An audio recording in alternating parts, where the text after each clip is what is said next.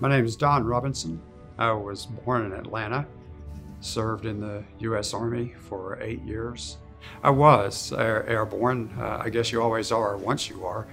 But I had seen some demonstrations when I was a Boy Scout, and there was a Ranger unit and a bunch of airborne guys. And so from the age of about 14, I wanted to be those guys. And before I went on active duty, I filled out a dream sheet. I told them that I wanted to be a parachutist, a ranger, and a pilot. So having gone on active duty in 1967, I spent most of 67 and 68 in various Army schools, being trained as an artillery officer, a jumper, and as a ranger. And if I had it all to do over again, I'd do it all the same way I did it, except I wouldn't go to ranger school in the winter. And ironically, the coldest times in ranger school were in Florida, in the swamp phase of training, where we were never completely dry. We were out for days at a time, and was the roughest thing, toughest thing I've ever done. The deployment to Vietnam was something that we all knew was coming. We knew that from ROTC in college. We all watched the news, and we knew that was a given for those of us who were going to be on active duty. So I was a captain when I deployed and went to Vietnam.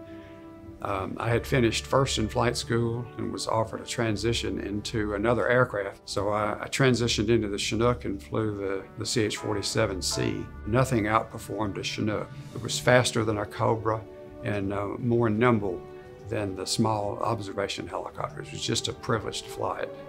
On one of my landing experiences, the tower operator was new and directed me to the side of the runway where they had a Quonset hut, a canvas Quonset hut. And I told him that I didn't need to be near that, but that was his instruction to me. We had a huge load on a long sling, and we're generating somewhere between 100 and 120 knots of rotor wash. And the closer we got to the Quonset hut, the more it began to hover, and we eventually flipped it over on its back like a turtle. I would never want to sound bitter. When I went to Vietnam, I told my wife that the only medal that I wanted to come home with was the Air Medal. I didn't want a Purple Heart. I didn't want a hero badge, because that would have connoted that I would have been in some bad stuff. As it turns out, I hadn't been there a week, and I had been fired upon the first 7 times I went anywhere in the aircraft. It was just my luck. And we flew a mission before I even knew where to go or how to tune the radios.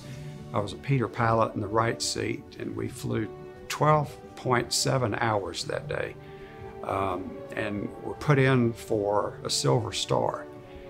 When the medal was pinned on my chest by my commanding officer, he told me, "Don, it would have been a Silver Star, but you landed the aircraft and nobody was bleeding."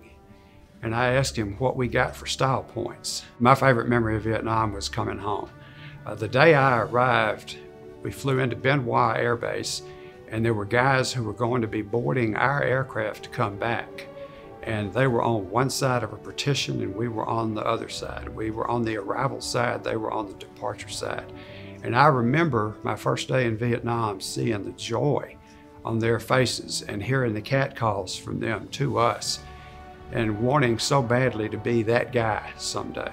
We did some great work in Vietnam, which went largely unreported. I flew with heroes every day.